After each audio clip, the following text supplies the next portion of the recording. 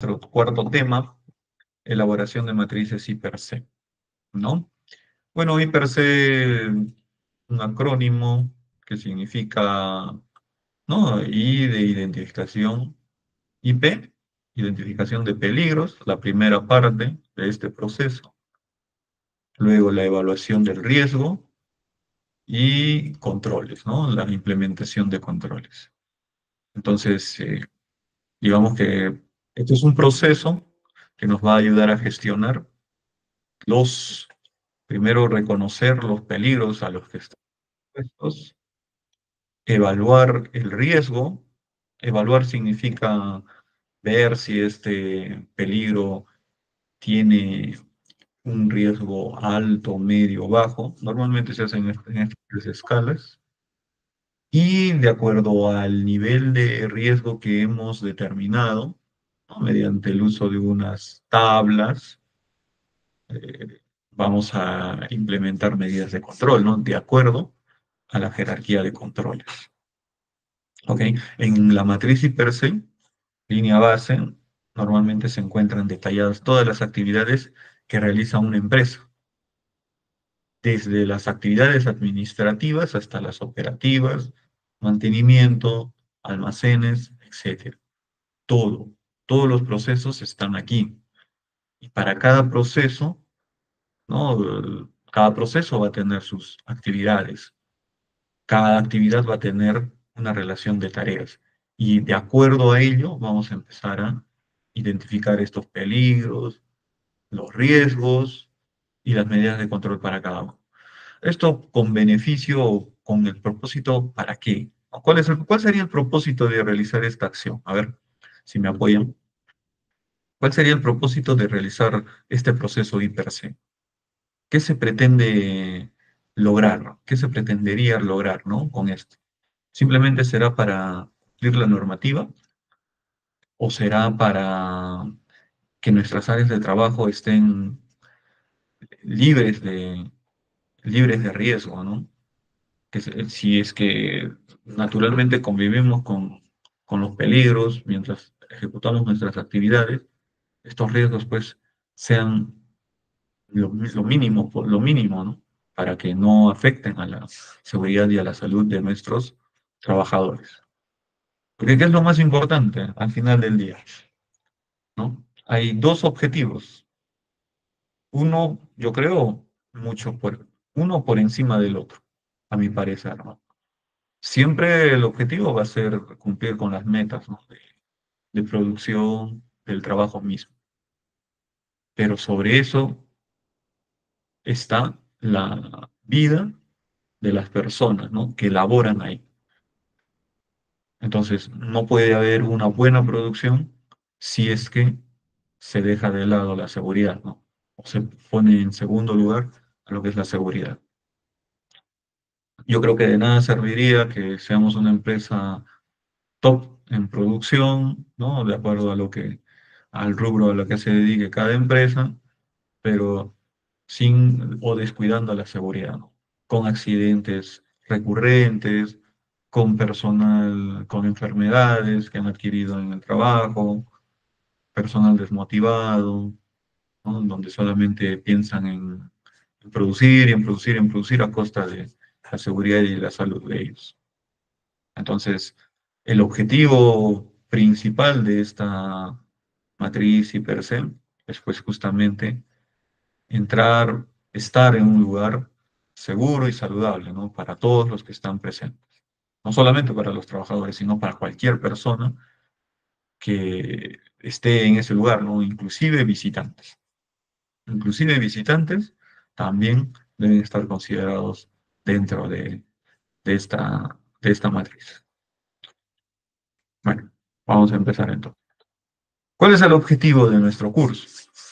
Bueno, conocer la importancia y la metodología para elaborar una matriz inversión. Ya, esto va a servir de planificación, base para la planificación de actividades en la prevención de riesgos, ¿no? A la que se encuentran expuestos nuestros trabajadores. Ya en la primera clase, si se acuerdan, hablamos sobre la planificación, ¿no?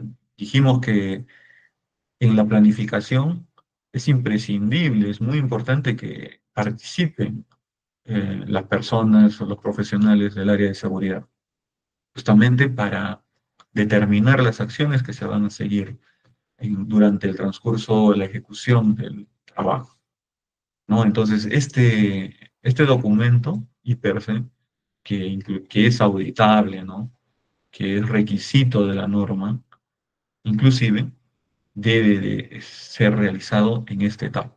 Pero no significa que solamente al inicio de cualquier trabajo se deba realizar el IPERSE.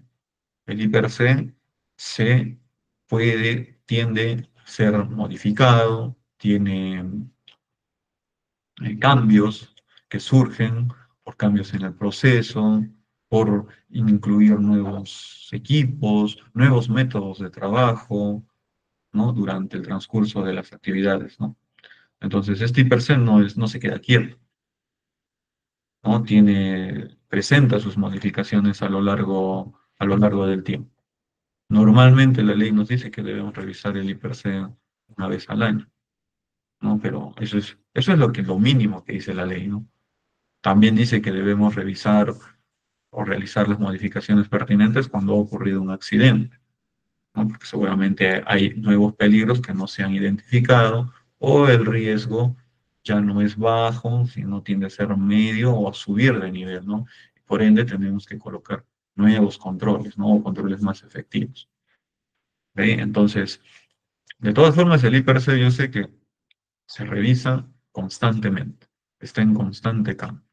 Si nosotros cambiamos nuestro PETS, tenemos que revisar nuestro IPRC, ¿no? El PETS también, ¿no? Si se acuerdan, el PETS también es un documento muy importante en nuestras actividades diarias. Todos los días trabajamos con los PETS, ¿no? ¿Por qué? Porque todos los días los trabajadores, el personal realiza actividades y esas actividades están pues reguladas por un documento que se llama PETS, ¿no? Que es el procedimiento escrito de trabajo seguro, que es el documento en donde está el paso a paso de las actividades o de las tareas que realizan los trabajadores.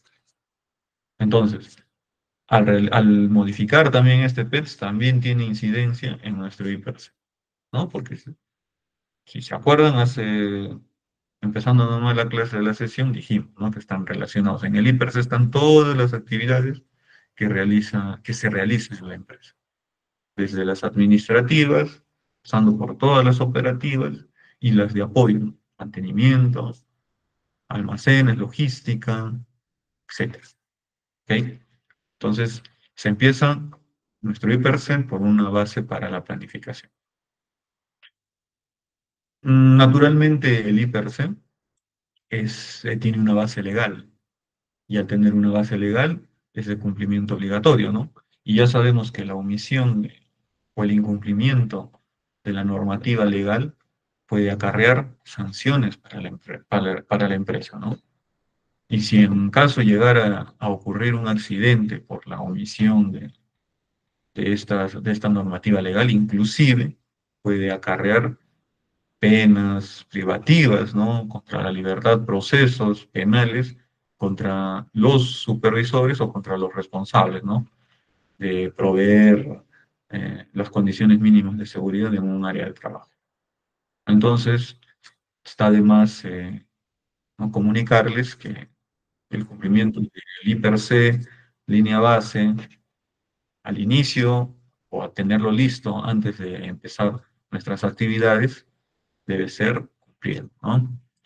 Bueno, como base legal ya tenemos nuestra conocida ley 29783, Ley de Seguridad y Salud en el Trabajo, y el Decreto Supremo 005-2012, que es su reglamento, ¿no? El reglamento es el documento que nos indica cómo implementar la ley, cómo implementar. Bueno, adicionalmente también se encuentra enmarcado en el Reglamento de Seguridad y Salud Ocupacional en Minería, ¿no? Que es el Decreto Supremo 024. Inclusive nos da los formatos, ¿no? Sobre qué formato, un formato modelo, digamos, por el cual nos podemos guiar para trabajar esta matriz hipersec. Bueno, justamente el último decreto comentados sobre el reglamento de salud y salud ocupacional, de seguridad y salud ocupacional en minería, ¿no? En este capítulo exactamente, capítulo 9, ahí nos comenta sobre el IPRC. Tiene todo un capítulo exclusivamente para el IPRC. Igualmente la ley tiene un capítulo exclusivamente para el IPRC, ¿no? Es un documento tan importante que estas normas legales le dedican todo un apartado, ¿no? Con sus formatos, con su documento, sus registros. Los problemas que no se previeron durante el diseño, ahí va, en el IPRC. Las deficiencias de las maquinarias y equipos, acciones inapropiadas de los trabajadores, todo esto tiene que estar incluido en el IPRC. El efecto que producen los cambios en los procesos, deficiencias de las acciones correctivas, en las actividades diarias, al inicio y durante la ejecución de tareas. Ojo, en este punto se refiere a otro documento que nosotros realizamos diariamente. ¿Alguno sabe cuál es? ¿Se imagina cuál es? Seguramente lo han escuchado, ¿no? Porque lleva el mismo nombre, pero solamente que se le añade una palabrita más, ¿no? Que es el hiperc continuo, ¿no? Este hiperc continuo se hace diariamente. Es un documento igualmente eh, obligatorio que debe realizar cada equipo de trabajo antes de empezar con sus actividades. No confundirse con el IPRC línea base o la matriz IPRC línea base. La matriz IPRC línea base es un documento que contiene ya todas las actividades, ¿no?, que se desarrollan en la empresa, sus peligros y sus riesgos y sus medidas de control. El IPRC continuo es un documento que se realiza diariamente, normalmente al inicio, ¿no? Pero al decir continuo, significa que también puede modificarse durante el transcurso de la jornada laboral, ¿no? Entonces, es obligatorio que los supervisores, tanto de operaciones como de seguridad, verifiquen que se haya dado cumplimiento a este documento IPRC continuo todos los días, ¿no? Lo más temprano posible, ¿no? ¿Y por qué se refiere continuo? Simplemente les pongo un ejemplo, ¿no? Normalmente, ¿qué pasa en trabajos al aire libre, ¿no? El inicio de turno normalmente empieza a 7 de la mañana y quizá haya amanecido ese día, esté completamente despejado, ¿no? Yo, al momento de realizar mis peligros que están presentes en ese momento, puede ser que no considere que haya tormentas eléctricas, ¿no? Por ejemplo, porque en ese momento pues está el cielo despejado, está soleado, no hace calor. Pero ¿qué pasa al mediodía, 1 o 2 de la tarde? Todavía estoy dentro de mi turno de trabajo. Las condiciones pueden cambiar, ¿no? Y podría ser que el cielo ya esté nublado, se escuchen truenos, empiece a llover, y eso ya es un peligro, se convierte en un peligro que ha aparecido en el transcurso o durante la ejecución de la tarea. Entonces, tendré que comentarles, decirle a mis trabajadores, a mi personal, que añadan ese peligro que ha aparecido durante la ejecución de la tarea, ¿no? Por ejemplo, tormentas eléctricas, ¿no? Por eso es continuo. Pero ¿qué hacen algunos, no? Ya saben que va a llover, como adivinos, colocan ya desde el inicio tormentas eléctricas, por ejemplo. Pero no debería hacerse así, ¿no? Se colocan los peligros a los que en ese momento a los que uno está expuesto, ¿ya? Si es que llegara a suceder que, en este caso, el ejemplo de las tormentas eléctricas aparecieran durante el transcurso de la jornada, recién es que se coloca, ¿no? Y yo creo que nadie podría venir a decirte o a decirnos, ¿no? Si es que nos harían una auditoría, ¿por qué no consideras tormentas eléctricas, ¿no? Se podría sustentar, yo creo, fácilmente, ¿no? En el caso de que sí se presente, se coloca. En el caso de que no, pues no. Pero bueno, si ya me ha sucedido un día antes que hubo tormentas eléctricas, tuve que haber preparado seguramente mi refugio o alguna medida, ¿no?, de control para evitar pues que el personal esté al aire libre, ¿no? Lo bueno solamente sería colocar, ¿no? Porque mis controles seguramente van a estar ahí a la mano. Muy bien, solamente era para acotar, ¿no? Sobre este último punto, ¿no? Actividades diarias, que es el hiperset. Bueno, ¿qué es el hiperset? Bueno, vamos a desarrollar la primera parte, hemos dicho que es un proceso, ¿no? Y la primera parte es la identificación del peligro, ¿no? O de los peligros. Y justamente, pues, ¿no? ¿Qué será peligro? Muchos tenemos conceptos, ¿no? Similares, ¿no? Lo que dice la norma. Por ejemplo, esto es lo que dice la ley, ¿no? Situación o característica intrínseca de algo capaz de ocasionar daños a todos, ¿no? Personas, equipos, medio ambiente. No, es un concepto muy bien enmarcado, nos da todas las características de lo que es un peligro, pero quizás hasta sea un poco difícil de interpretar para algunos. Para mí, personalmente, este concepto está muy bien, pero yo podría poner otro, ¿no? Algo que sea un poco más entendible para nuestros trabajadores, ¿no? Algo para que ellos puedan definitivamente darse cuenta a lo que se están enfrentando, ¿no? Cuando están realizando sus actividades. Un peligro, por ejemplo, podría ser todo aquello que nos rodea, todo aquello que nos rodea, que puede causarnos un daño si es que existe una interacción con ese objeto, o con ese proceso, o con esa persona. ¿Ok? Siempre tiene que haber esto, una interacción. ¿Ya? Esto es clave, ¿no? La interacción. La interacción con ese objeto, con esa máquina, con ese equipo, eso es lo que va a llevar a que estemos realmente expuestos al peligro, ¿no? Es un ejemplo sencillo, ¿no? Y ahora imagínense un automóvil, ¿ya? Un automóvil, un carro estacionado fuera de su casa, afuera de su casa. O, sí, afuera de su casa. Ese automóvil representará un peligro para ustedes, ¿no? Que están dentro. A ver, ¿qué me dicen por el chat? Ese automóvil estacionado fuera de su casa representará un peligro para ustedes que se encuentran dentro. A ver, si pueden participar, por favor, en el chat. Está abierto.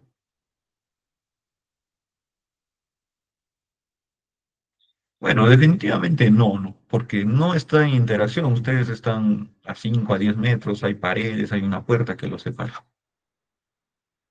Ahora, imagínense ese mismo, un automóvil pasando por la calle de su casa. Igual, no representa ningún peligro para ustedes, ¿no? Que están dentro. Pero ya la situación cambia cuando ustedes intentan cruzar una avenida donde hay automóviles que están en movimiento. Ahí sí, ahí sí ese automóvil o esos automóviles que estén circulando van a representar un peligro en el momento en que ustedes decidan cruzar, ¿no? Porque mientras estén quizá parados en la vereda, aunque ya bueno, ya se ha visto muchos accidentes, ¿no? Donde los automóviles se suben inclusive a la vereda y atropellan a la gente en los paraderos, ¿no? Pero cruzar la calle obviamente implica un riesgo mayor que estar en la vereda, un poco más riesgo, ¿no? Entonces ahí sí va a haber una interacción. Otro ejemplo, yo tengo un martillo en mi caja de herramientas. Ese martillo representará un peligro para mí mientras esté dentro de la caja de herramientas. Representará un peligro el martillo. A ver, imagínense un martillo dentro de su caja de herramientas o simplemente un martillo a 5 metros de ustedes. ¿Ese martillo va a representar un peligro? No, no porque no ustedes no lo están manipulando, ninguna otra persona está cerca, quizás ustedes estén solos. No va a representar ningún peligro. Solamente va a representar un peligro, a tener un nivel de riesgo cuando ustedes manipulen el martillo, quizá para hacer un clavar, ¿no? Clavar un clavito, digamos, ¿no? En una madera. Van a tener que usar el martillo, golpear sobre el clavo y quizá ahí en esa interacción ese martillo sí se convierta en un peligro o inclusive el mismo clavo. Entonces, esto es algo muy importante, ¿no? Que tienen que tener en cuenta, esta interacción. Debe de haber interacción. Entonces, si hay interacción, hay una acción, ¿no? Definitivamente. Por ejemplo, en el caso del martillo, el martillo por sí solo no es el peligro, sino es la manipulación del martillo, lo que causa, lo que es el peligro, ¿no?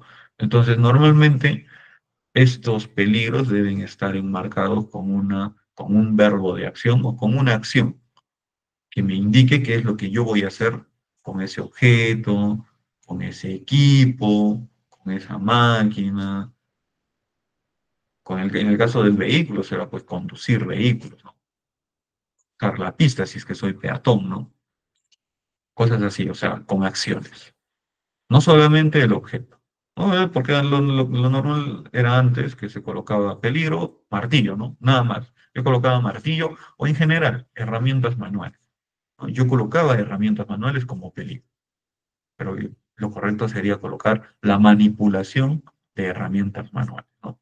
Que ahí hay una interacción. Ya, entonces, ¿ha quedado claro este concepto de peligro?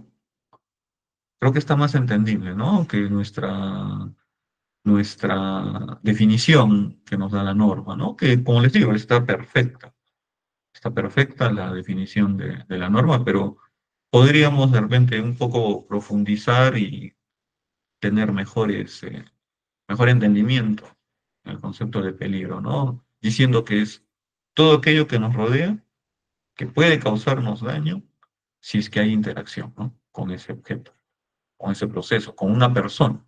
No, yo he puesto persona porque normalmente las personas, en el caso de no conducir un vehículo, manipular una herramienta o un equipo, lo hacen las personas, ¿no? A menos que sea pues eh, automatizado, pero aún así, ¿no? ¿Quién programa ese equipo automatizado? Una persona. O sea, al final las personas son las que programan inclusive, ¿no? Equipos autónomos a control remoto. Si es a control remoto, lo maneja una persona a distancia.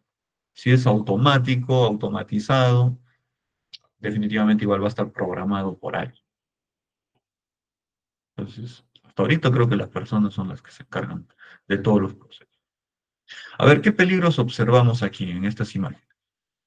A ver si me pueden ayudar. Aquí tenemos una persona usando un equipo para hacer una especie de taladro, ¿no?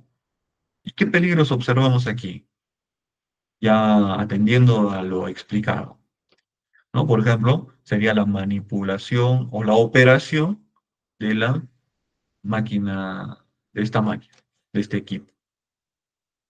Ese es un peligro. Este equipo seguramente funciona con energía eléctrica, ¿no? Aunque no se ve aquí los cables, aunque creo que sí, acá se ve un cablecito, ¿no? También sí, puede ser una fuente de peligro, ¿no? La misma energía eléctrica, energía de alimentación del equipo, ¿no? El ambiente de trabajo pareciera no ser el adecuado, ¿no? Falta de orden y limpieza también. Pero sobre todo, digamos, es la operación del equipo. Adicionalmente vemos que no tiene guarda. En una guarda no hay algo que separe físicamente al operador del equipo en funcionamiento, ¿no? Bueno, pero si entonces solamente nos dedicamos a resolver la pregunta sobre los peligros, definitivamente vemos, el peligro es la operación de la máquina. En este otro lado, igual, ¿no? ¿Qué peligro observamos aquí? Pues, ¿no? Esta operación también, ¿no? De un equipo en movimiento, siendo una zanja, ¿no? Donde hay una persona demasiado cerca a la línea de fuego, ¿no? Entonces, ¿cuál sería el peligro? Solamente aquí, en primer lugar, la operación del equipo, también es un peligro la zanja que está abierta, ¿no? que no está delimitada. Es un peligro. Este agujero, esta zanja es un peligro también, porque podrían haber caídas a distintas alturas. Principalmente eso. Hay muchos peligros, pero principalmente eso, ¿no? Los más notorios. La operación del equipo y la excavación. ¿Ok? Entonces, en nuestras áreas de trabajo nos vamos a encontrar con situaciones similares. Tenemos que ser muy observadores para identificar todos los peligros a los que están expuestos los trabajadores. Conversar con ellos, porque ellos son los que normalmente, o son los que realizan, ¿no? El trabajo. Y muchas veces ellos sí son conscientes de los peligros que los rodean, pero no saben interpretar o no entienden quizá cuán peligrosos sean, ¿no? Esos peligros a los que, con los que ellos están conviviendo o a los que están expuestos.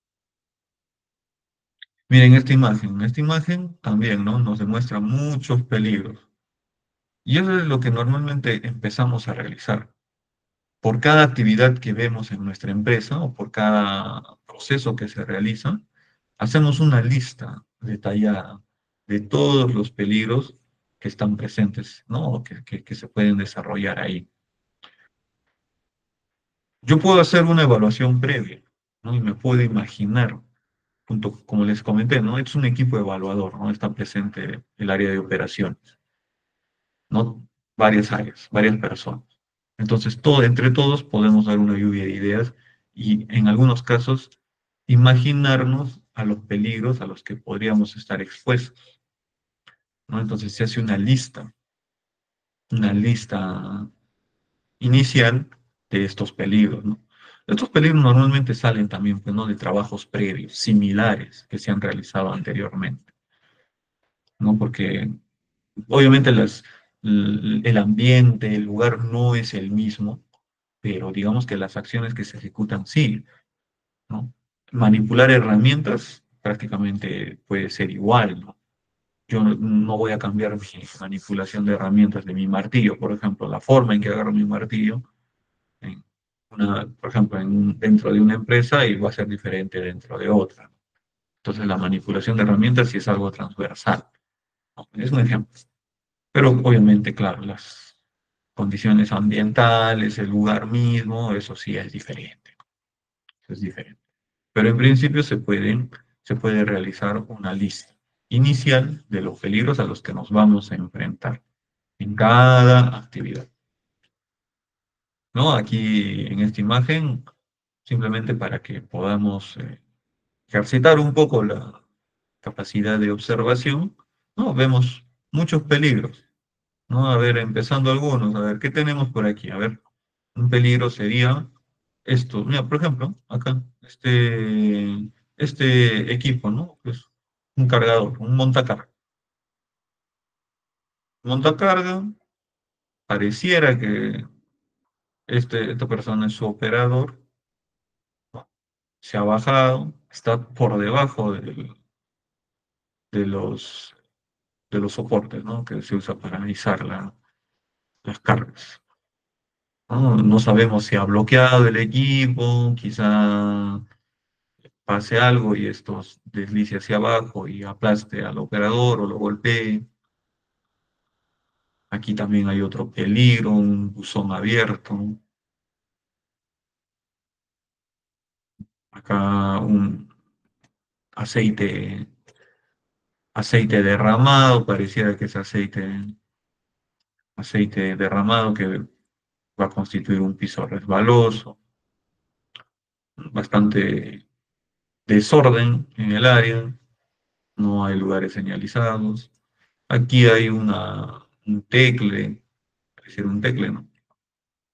Y un polipasto, ¿no? Y que ha hecho un izaje y simplemente la eslinga pareciera que está colgando. Podría golpear a alguien, ¿no? Igual no está señalizado el área. Entonces, sabemos que no podemos estar por debajo de ninguna carga suspendida, ¿no? Estos balones también, que no están delimitados, cualquiera podría chocarse o chocarlo y hacerlo caer, si son inflamables podrían explotar o reaccionar, etcétera, ¿no? O sea, hay muchos peligros, ¿no? Entonces, Y a partir de esta imagen generaríamos toda una lista de peligros.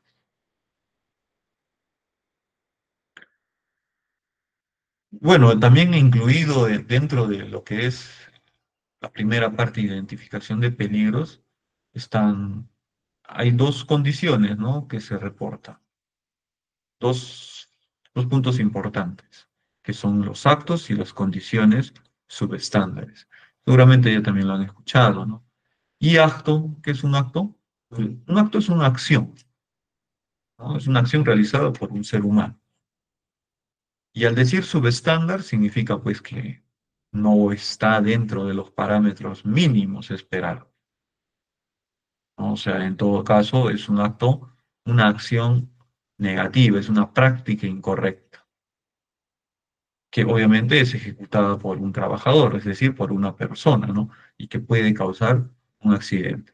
A ver, ejemplos de actos subestándar que ustedes hayan visualizado en sus empresas, en sus instituciones, ¿no? Lo común, ¿cuál sería? A ver, por ejemplo, casi siempre veo como acto, en varios sitios donde he estado, así, los primeros días de contacto con el personal, el uso inadecuado de EPPs, ¿no?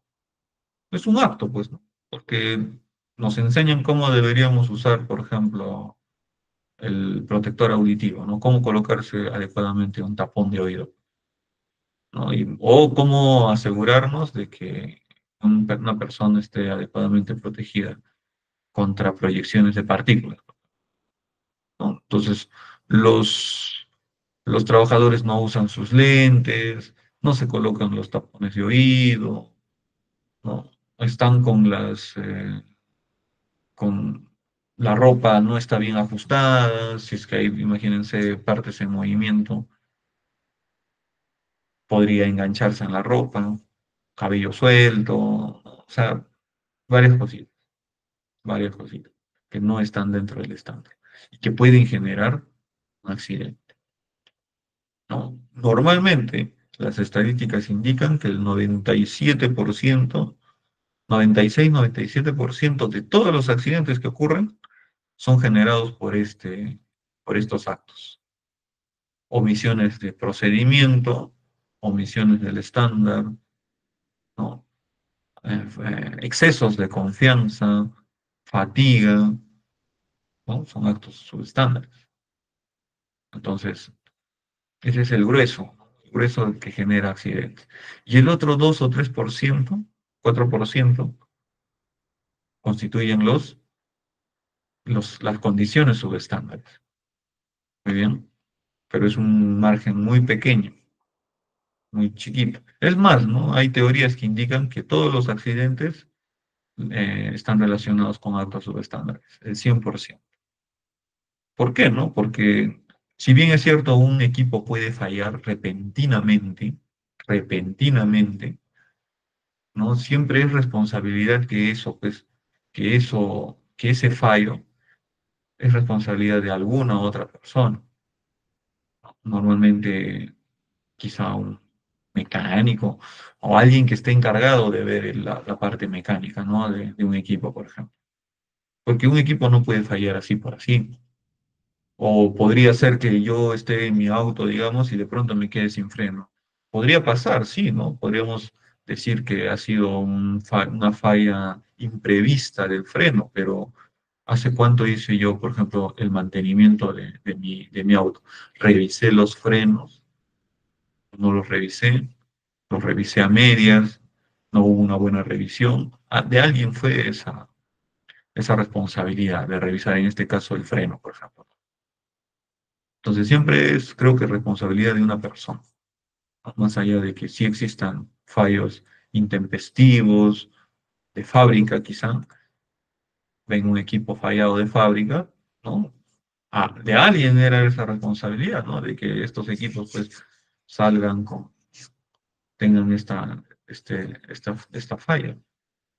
Entonces, igualmente recaerá sobre alguna persona, ¿no? Pero claro, las probabilidades son bajas.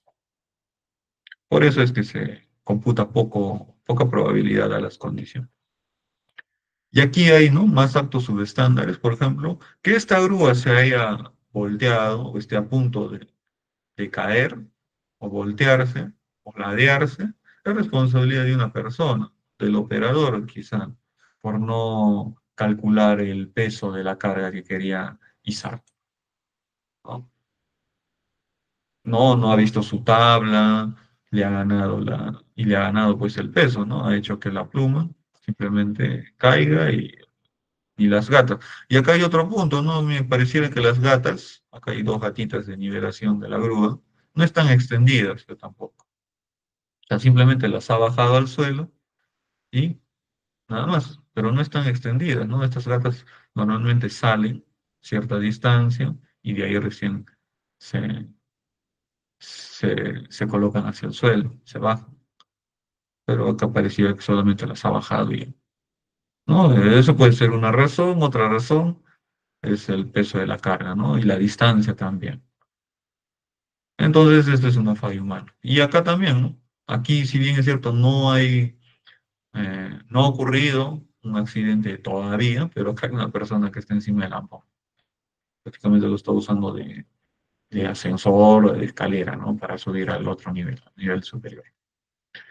¿No? Pero ya es un acto subestándar, ¿no? Porque no creo que en ningún reglamento, ni en ninguna norma, en ningún procedimiento, nos indique que esto debe realizarse así, ¿no? Que yo para subir tenga que usar una retroexcavadora para que me hice.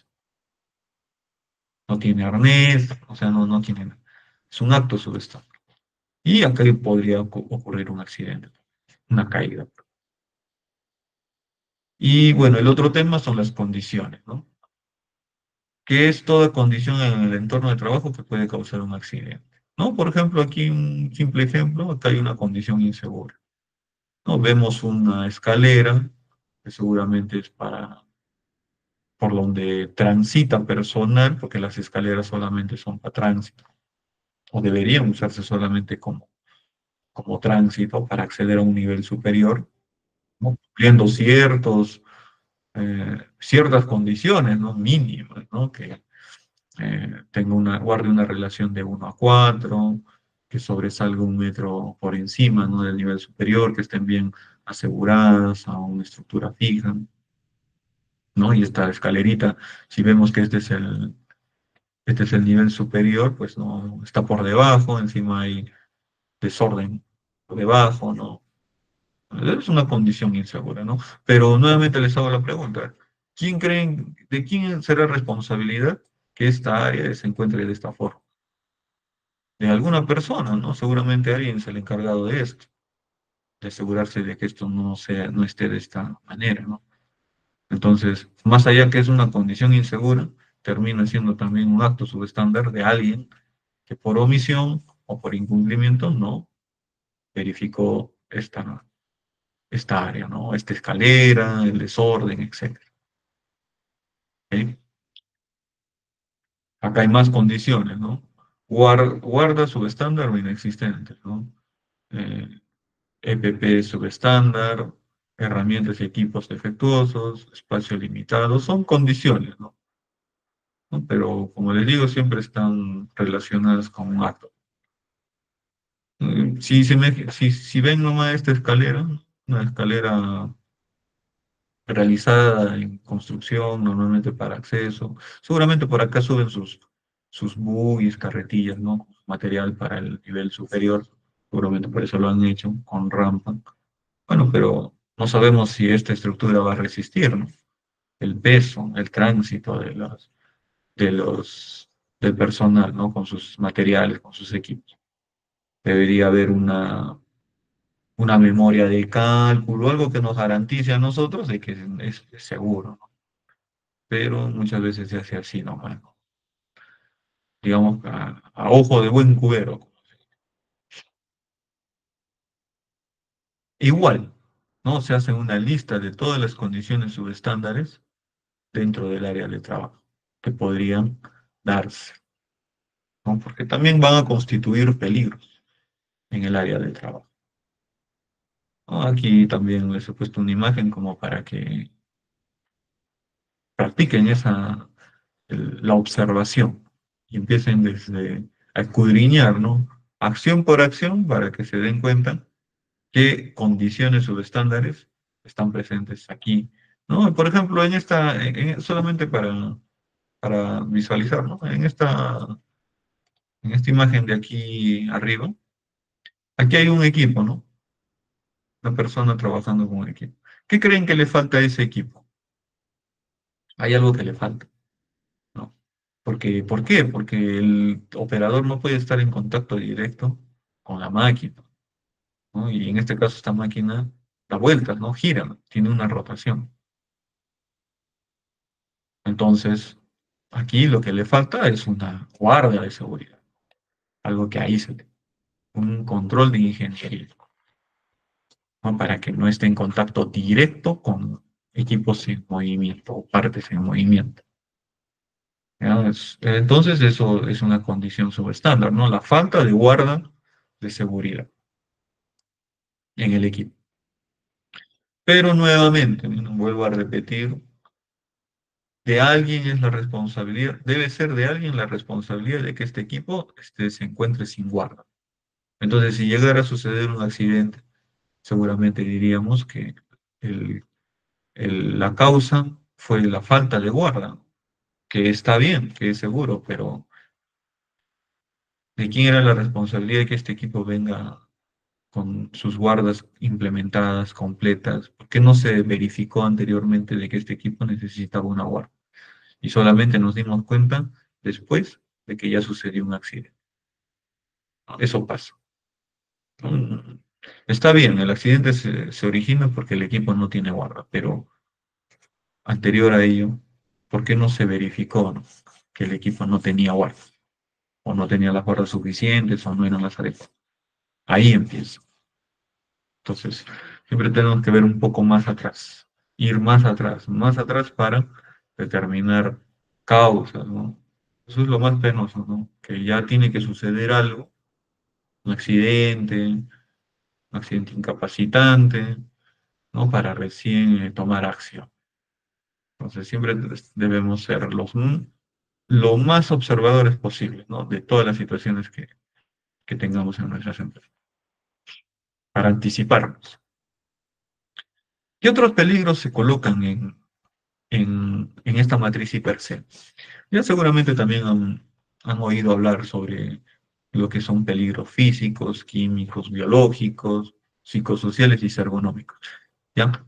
Solamente para acotarles, estos peligros, 5 tipos, se llaman agentes de riesgo.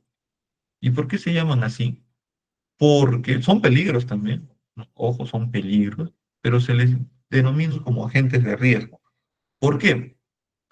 Porque impactan en la salud de las personas, normalmente o en su mayoría, ¿ok? En la salud. Entonces, sus consecuencias son a la salud. Por ejemplo, el ruido, ¿no? ¿Qué provoca el ruido? ¿No? Una enfermedad ocupacional, hipoacusia.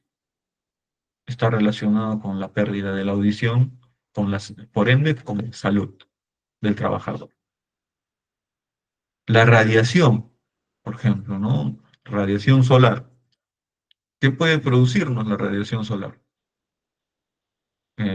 Quemaduras en la piel, ¿no? La exposición constante podría originar cáncer, inclusive, cáncer en la piel, cataratas en los ojos. ¿Y eso qué cosa es? Pues, ¿no? Son afectaciones en la salud de los trabajadores, ¿no? Entonces, todos estos tipos de peligros que se llaman agentes de riesgo tienen sobre todo incidencia en la salud de los trabajadores, los físicos, químicos, biológicos, ¿no? Si se acuerdan hace poco, ¿no? Un par de años atrás, el COVID-19, este virus, ¿no? Que era muy contagioso, que causaba gripe, si no te cuidabas, ¿no? Te podía llevar a la muerte, inclusive. Pues no era un tipo de agente de riesgo biológico. Ahí estaba, pues, el COVID. Oh, pero ¿ya qué ha afectado? Pues a la salud de las personas, de los trabajadores. Entonces ahí hay dos, digamos que se diferencian, ¿no? Aquellos peligros que afectan a la seguridad y aquellos peligros como estos que afectan a la salud o que impactan en la salud de las personas. Ya, pero también son peligros. Y también en nuestra matriz y per se línea base, también deben estar incluidos. Y también si es que si es que están expuestos en la jornada diaria de trabajo, también se incluye en el I per se continuo. ¿No? Normalmente hay ruido, casi bueno, digamos que en la mayor parte de trabajos hay ruidos, ¿no? De diferentes fuentes, ¿no? Máquinas, equipos, y también podría haber el sol, si es que estamos expuestos al aire libre o trabajamos en el aire libre, ¿no? Estamos expuestos al sol. Si es que hacemos trabajos nocturnos, estaremos expuestos al frío, ¿no? De acuerdo al lugar donde nos encontremos, la falta de iluminación, ¿no? Si es que estamos también al aire libre, estaremos expuestos al polvo, ¿no? De acuerdo a nuestros tipos de trabajo. Muy bien. Y bueno, acá los psicosociales y disergonómicos, ¿no? Esto es transversal. Igual, estos peligros, llamados agentes de riesgo porque impactan en la salud, afectan justamente la, el nivel de salud de los trabajadores. ¿Qué hacen los psicosociales? Pues, ¿no? Te dan justamente estrés laboral. Es el más conocido, ¿no? Te provocan estrés. Tu salud mental, psicológica, se ve disminuida. Y los disergonómicos igual, ¿no? Sobre todo afectan a la espalda, a las articulaciones, ¿no? Brazos, piernas, lumbar desaparece, hernias, ¿no? Todos ellos tienen que ver con salud, ¿no? Entonces también debemos de considerar si nuestras actividades de trabajo que desarrollamos, ¿no? Tienen estos agentes de riesgo, debemos incluirlos para colocarles o aplicarles, implementar unas medidas de control, ¿no? Para que eviten que nos hagan daño, que haga daño a nuestros trabajadores.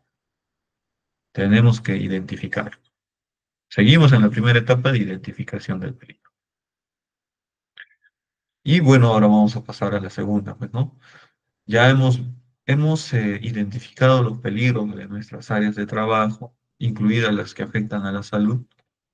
Y pasamos a la siguiente parte, que es la percepción del riesgo, ¿no? O la evaluación del riesgo, ¿no? Pero empezamos con la percepción. Y tenemos dos conceptos, ¿no? Riesgo real, riesgo percibido. Tiene sus diferencias. Ya, pero cada persona las percibe de diferente forma. Ya es de acuerdo a las experiencias, a las cualidades, a las características, ¿no? De personalidad de cada uno. Algunos pueden tomar este ejemplo, por ejemplo, ¿no? Aquí veamos, ¿no? Esta montaña rusa, este jueguito, ¿no?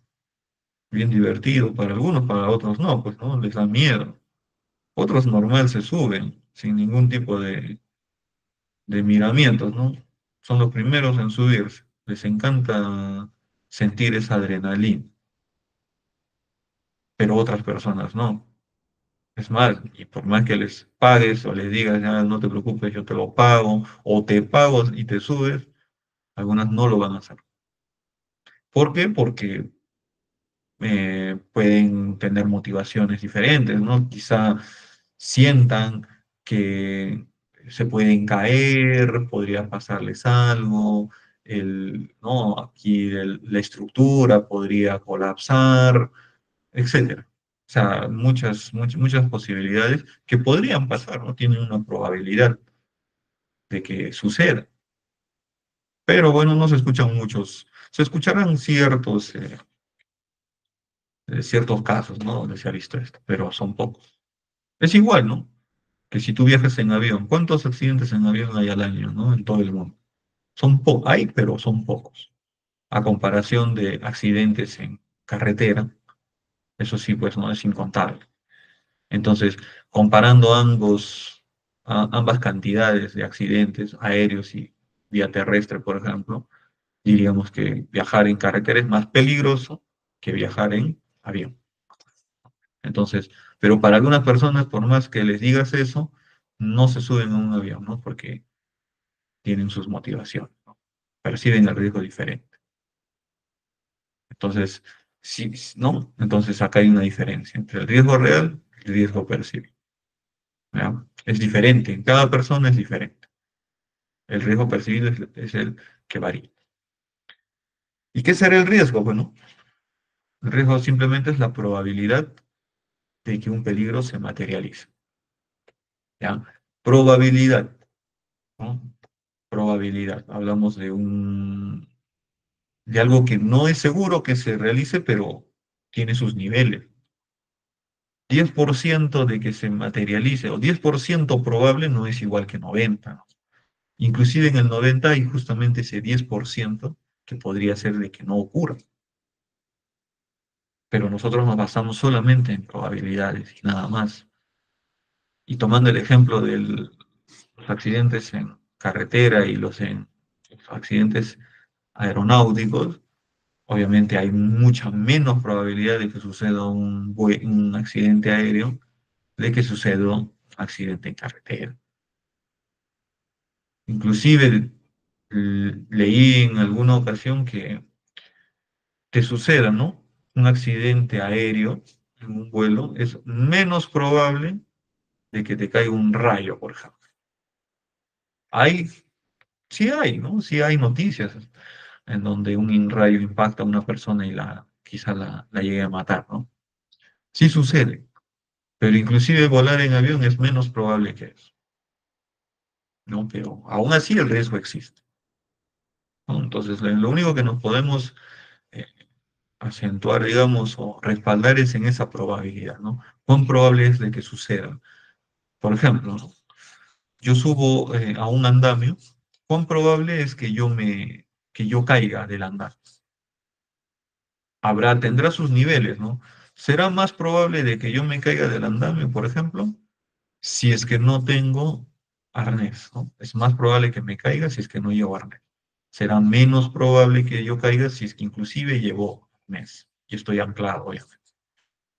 Entonces todo empieza ahí, con la probabilidad. Vamos a evaluar la probabilidad de que ocurra algo de cada peligro. Entonces, eso es evaluar el riesgo. Vamos a evaluar el riesgo. Y acá viene, ¿no? Justamente es el proceso posterior a la identificación de los peligros. Y aquí vamos a ver el nivel del riesgo, ¿no? En esta evaluación vamos a determinar si el riesgo va a ser alto, medio o bajo. Principalmente en esas tres categorías, ¿no? En algunos sitios inclusive ponen un nivel más, aparece un nivel de color naranja, ¿no? Porque el rojo se asocia al nivel alto, el amarillo al nivel medio y el verde al nivel bajo, ¿no? Normalmente es así. Esa nomenclatura, digamos, esa estructura ya está casi establecida, ¿no? Pero en algunos sitios aparece un nivel adicional entre el alto y el medio, ¿no? Y le colocan un color naranja y le dicen nivel de riesgo monitoreable. En algunos sitios, no en todos. Lo más común es solamente tres niveles. Y para evaluar el riesgo necesitamos de eh, dos factores, ¿ya? Esta X, que ven aquí, esta cruz, es una multiplicación, ¿ya? Entonces, para evaluar el riesgo y determinar el nivel, su nivel, vamos a multiplicar normalmente dos factores, ¿no? En una multiplicación intervienen dos factores, normalmente. No pueden haber más. En este caso van a intervenir dos, principalmente. Uno es la frecuencia y otro es la severidad. Y ese es el denominado método binario, ¿no? Porque intervienen dos factores, frecuencia y severidad. La frecuencia estará, pues, ¿no? Determinada por la cantidad de veces o la cantidad de tiempo a la que yo estoy expuesto a ese peligro. Y la severidad pues, tendrá que ver con las consecuencias, de la gravedad del daño que podría causar, ¿no? Entonces, ¿qué voy a multiplicar? Pues justamente de una tabla, que la vamos a ver más adelante, una tabla de evaluación del riesgo, una matriz, ¿no? Normalmente tienen unos valores, ¿no? Y esos valores se multiplican simplemente y la multiplicación va a caer en una clasificación, ¿no? Por ejemplo, para la frecuencia 4, por ejemplo, y la severidad 3 sería 4 por 3, 12. Y ese 12 lo voy a ubicar en la misma tabla, me va a indicar si ese riesgo va a ser alto, medio o bajo. Ya, eso lo vamos a ver ahorita en un instante. Pero aquí la idea es que la evaluación del riesgo es, es una multiplicación, vamos a decirlo así, entre dos factores, la frecuencia y la severidad. También tiene otro método, en donde hay tres factores. La frecuencia viene a ser la probabilidad y esta severidad se divide en dos factores, la consecuencia y la exposición, ¿no? Igual, la multiplicación de esos tres factores me va a dar el nivel de riesgo. Ya, pero normalmente se utiliza un cuadro de doble entrada en donde solamente se ubica frecuencia y severidad para determinar el nivel de riesgo, ¿ya? Ojo que esto es, ¿no? Esto es a criterio de la persona, ¿no? Por eso acá vimos sobre el riesgo real y el riesgo percibido. Aquí está, ¿no? Estos son los criterios. El criterio de la probabilidad, si es que hablamos con el primer método, solamente dos factores, frecuencia y severidad, usamos solamente esta columna de probabilidad y tomamos estos criterios. El común, que es muy probable que suceda, el ha sucedido, si es probable que suceda, podría suceder que es posible, raro que suceda, poco probable y prácticamente imposible que suceda, ¿ya? Entonces, tendríamos que escoger, de acuerdo a la actividad que estemos realizando, uno de estos criterios. Ahora, ¿qué significará, pues, ha sucedido? ¿No? Pues quiere decir que también tenemos que tomar en cuenta el, digamos, ¿cómo se le diría? El récord histórico, ¿no? De ese lugar. Por ejemplo, ¿no? Yo como empresa nueva voy a un lugar de trabajo, ¿ya? Una mina, por ejemplo.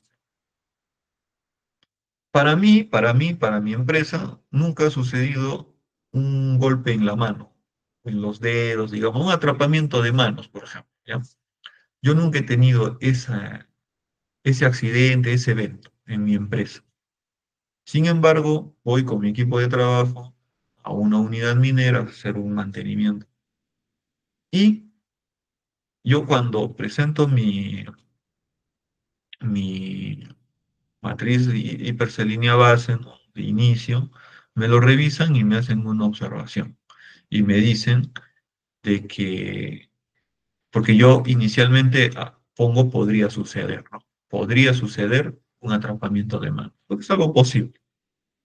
Sin embargo, me lo corrigen y me dicen, no, ¿sabe qué? En nuestra empresa, en nuestra compañía, el año pasado ocurrió un atrapamiento de manos, en la misma actividad que tú vas a realizar, ¿no? Entonces es algo que ya ha sucedido. Por eso dice ha sucedido. No necesariamente me ha sucedido a mí, pero ha sucedido en el contexto,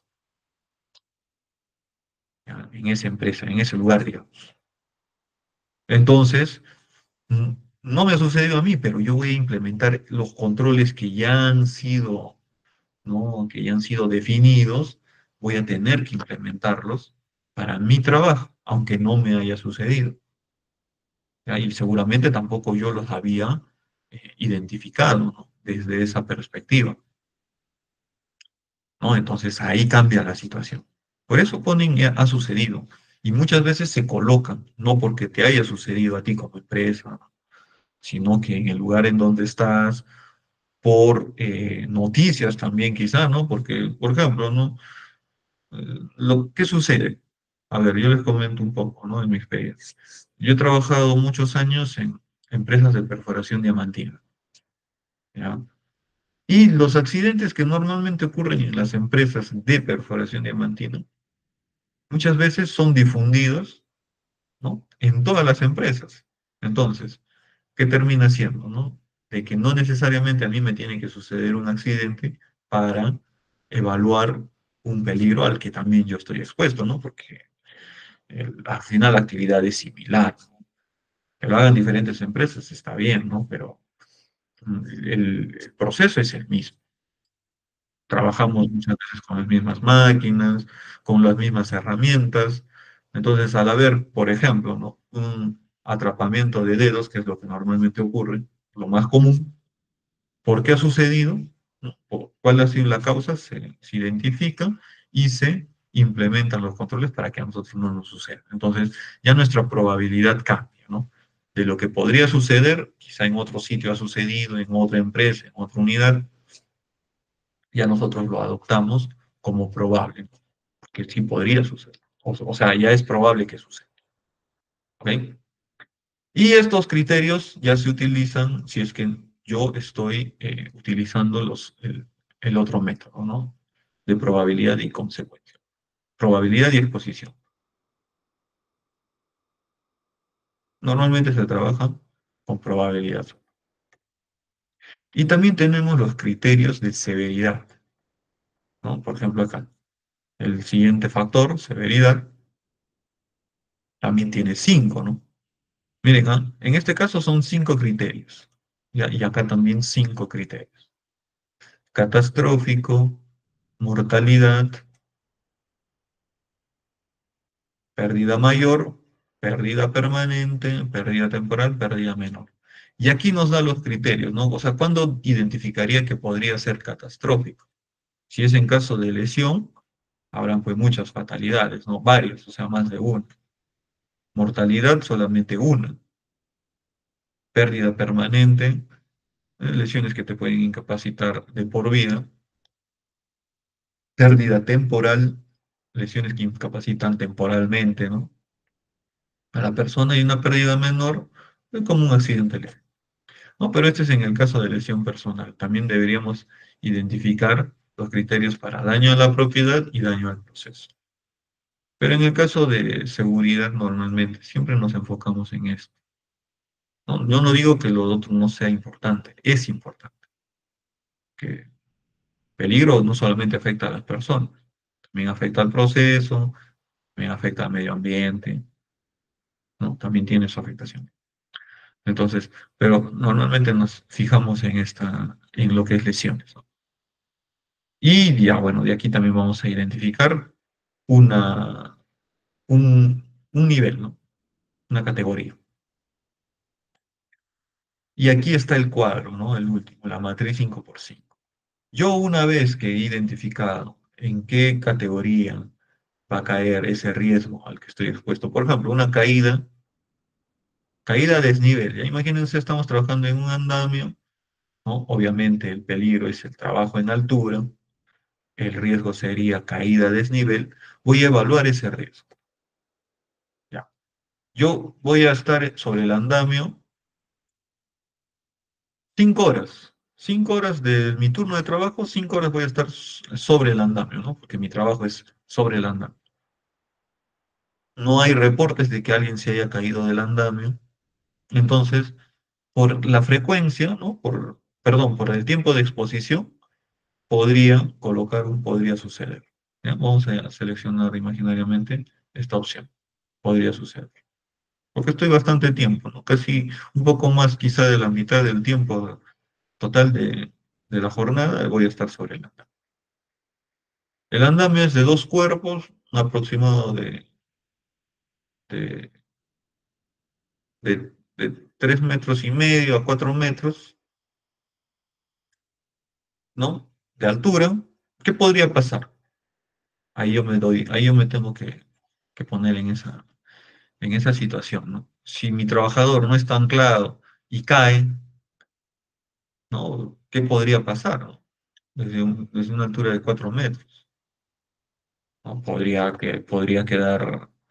tener un accidente incapacitante, podría ser, podría perder la vida también, también podría suceder ello, ¿no?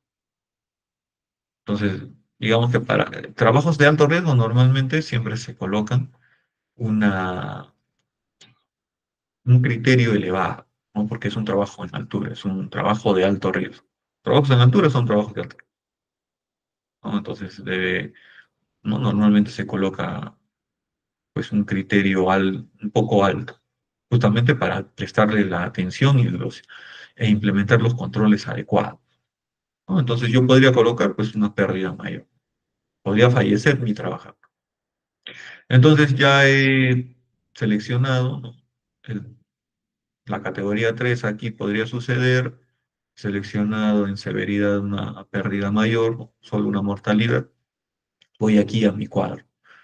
Podría suceder, no sé, y una pérdida, mortalidad. O sea, lo único que tengo que hacer es interceptar.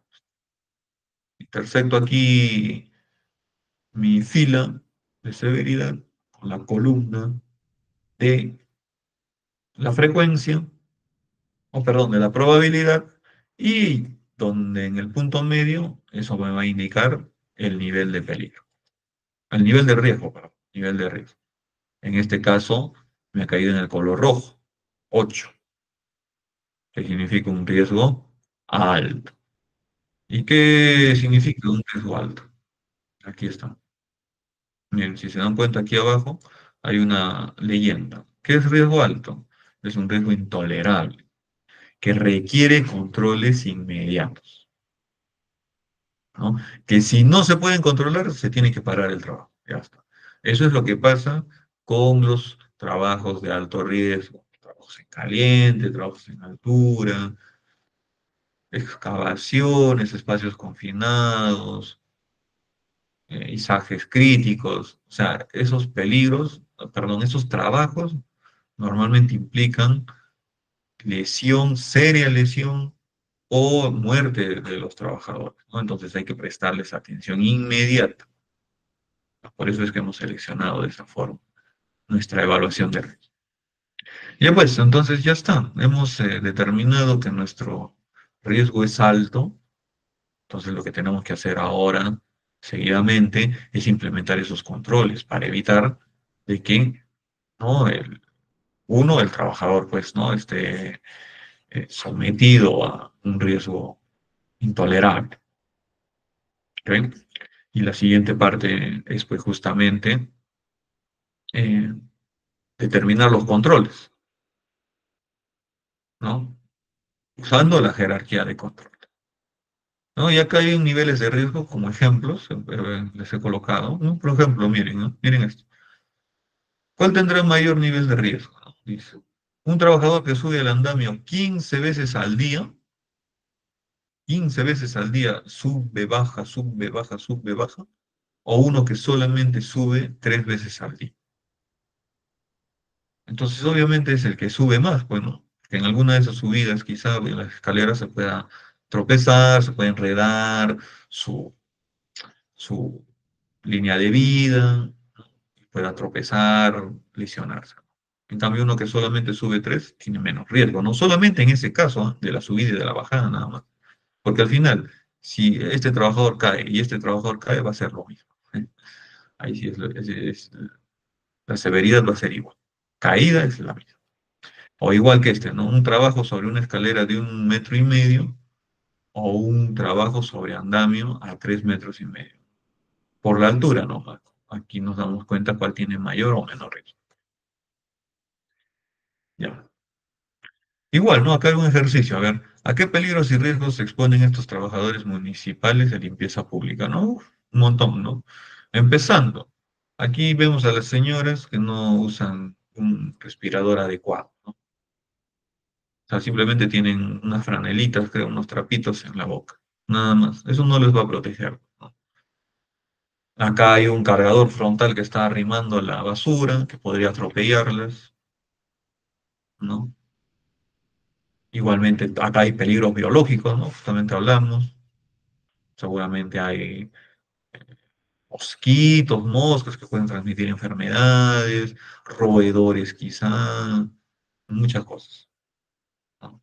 Entonces, a esos peligros se expone. ¿Y cuáles son los riesgos? Bueno, por ejemplo, atropello, contraer enfermedades respiratorias, enfermedades a la piel. Tienen que estar barriendo, ¿no? Entonces, un riesgo también va a ser eh, movimientos, perdón, un peligro podría ser los movimientos repetitivos, ¿no? Posiciones inadecuadas. Ya, pues, y un riesgo sería eh, lumbalgias, dolores en la espalda, eso sí. Y ahora viene el control de riesgos, ¿no? Que es el proceso de toma de decisión basada en la información obtenida en la evaluación de riesgos. Ya pues ya sé que mi riesgo, que no salió, un riesgo alto, ¿no? Tengo que poner controles para que ese riesgo baje a un nivel inferior, ya sea medio o bajo. Lo ideal sería que baje, o sea, perdón, que descienda hasta el nivel más bajo, ¿no? Pero muchas veces ponemos los controles y nos damos cuenta que solamente ha bajado al nivel medio en este caso, por ejemplo, ¿no? Podría ser. Y ahí todavía tendría que colocar aún más controles para que mi riesgo residual no sea el más bajo posible. Entonces, en la implementación de los controles vamos a hacer uso de esta jerarquía, ¿ya? Miren, y acá hay dos situaciones similares. Es lo mismo, ¿no? Son 5 niveles: eliminar, sustituir, controles de ingeniería, señalización y controles administrativos y EPPs. ¿Ya? Es lo mismo. Pero ¿qué es lo que normalmente se estila, ¿no? En las empresas? Ya, si queremos colocar un control, lo primero que pensamos siempre es en el EPP. ¿Ya? Eso es para nosotros la salvación, ¿no? Ya, el señor quizá está usando herramientas y ya pues hay que darle sus guantes, ¿no? Para que no se golpee, dicen. Pero ese no es el control, ¿no? Ustedes creen que por usar guantes y al momento de manipular su martillo, el guante va a ser de que no se golpee, por ejemplo, en su mano. No, no va a suceder nada, simplemente se va a golpear con los guantes puestos. O si está cortando, por ejemplo, un fierro con un esmeril, ¿no? O con un disco de corte, ¿no? Porque usted usando su guante, por más de cuero que sea, va a evitar que el disco corte la mano o un dedo del trabajador. No, no lo va a hacer, ¿no? Está bien el EPP usar, ¿no? Yo no digo que no usen los guantes. Está bien, perfecto. Es obligatorio además. Pero no, o sea, nosotros siempre nos fijamos o tendemos a solamente considerar el EPP como el salvador y el que va a evitar todos los accidentes habidos y por haber, ¿no? Entonces, justamente la primera pirámide, el primer triángulo nos indica eso, ¿no? Que vemos al EPP como el salvador de todos nuestros problemas, cuando no debería ser así.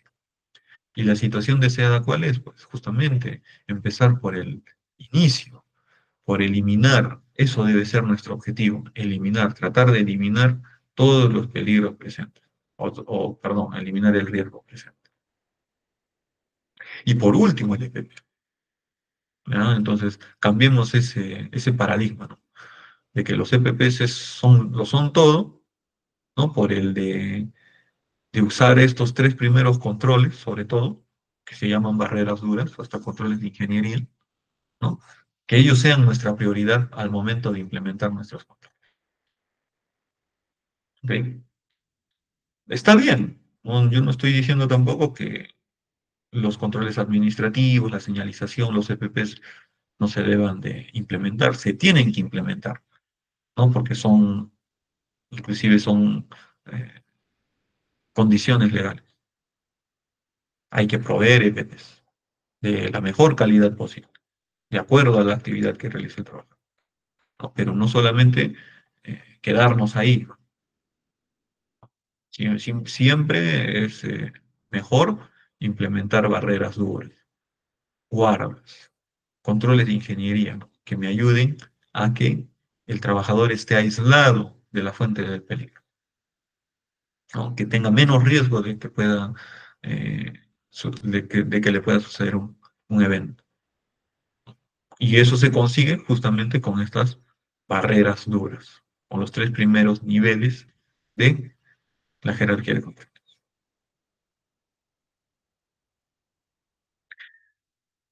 A ver, ¿qué necesito para construir una matriz línea base?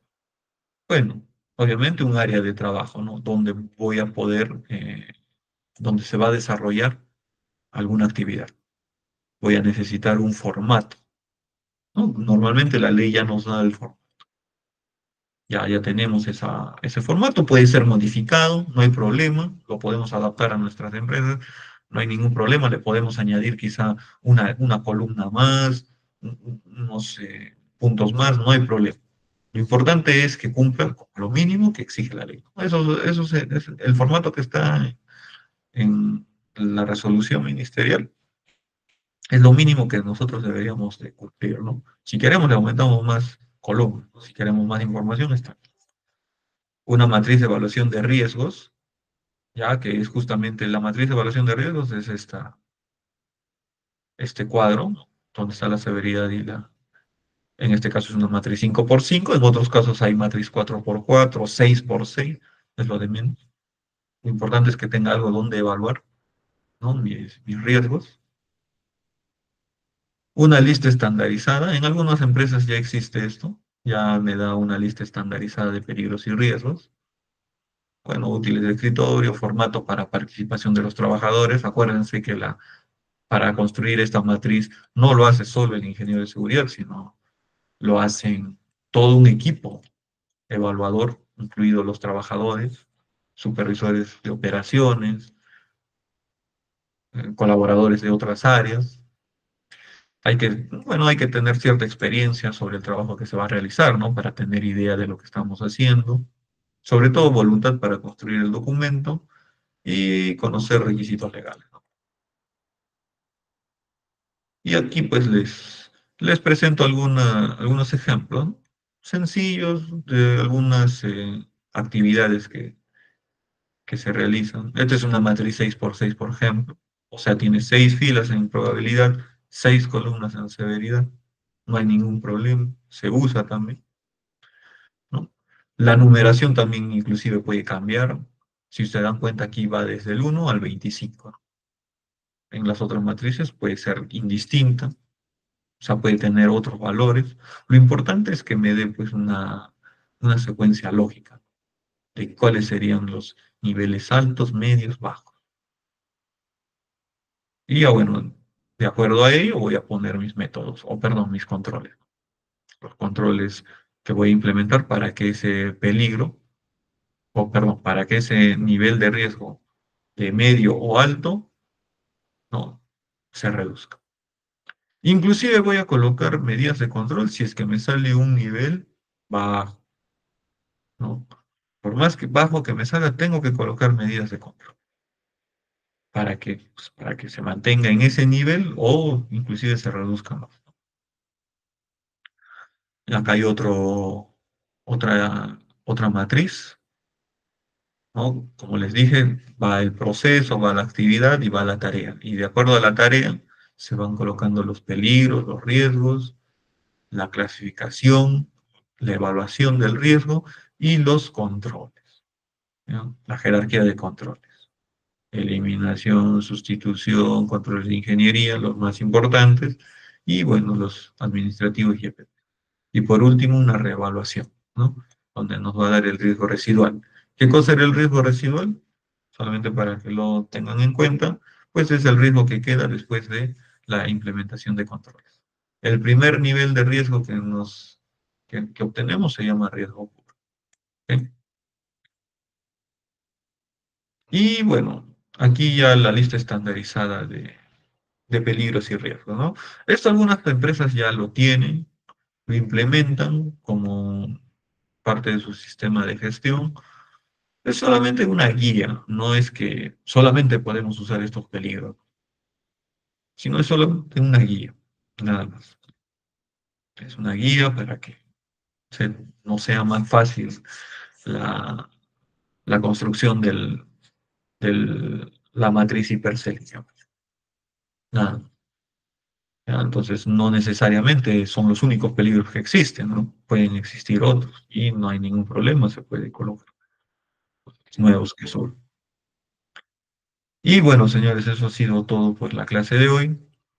Espero nuevamente que les haya quedado claro, ¿no? Estos conceptos importantes que es para nosotros en nuestras actividades diarias, ¿no? Todos los días nos enfrentamos a peligros, todos los días estamos rodeados de peligros, nos enfrentamos a los riesgos junto con nuestros trabajadores, con nuestro equipo de trabajo, ¿no? Y nosotros como profesionales del área de seguridad, pues primero tenemos que tener claro, ¿no? Las diferencias entre estos conceptos, tenemos que ser bastante observadores y metódicos al momento de realizar este proceso de IPERSE, justamente para ayudar a nuestro equipo de trabajo, pues a que puedan regresar todos los días sanos y salvos a sus casas. ¿Ya? Entonces recuerden que somos parte muy importante, una clave, una rueda muy importante en nuestras empresas y también en nuestro ambiente laboral. Ok, señores, me despido de ustedes, doy pase a la señorita coordinadora, bueno, y nuevamente agradeciendo su atención, ¿no? En esta clase. Los esperamos en la siguiente clase, el día jueves, donde vamos a desarrollar el tema de plan y programa anual de seguridad y salud en la tierra. Muy bien. Señorita Lucía, le doy el paso.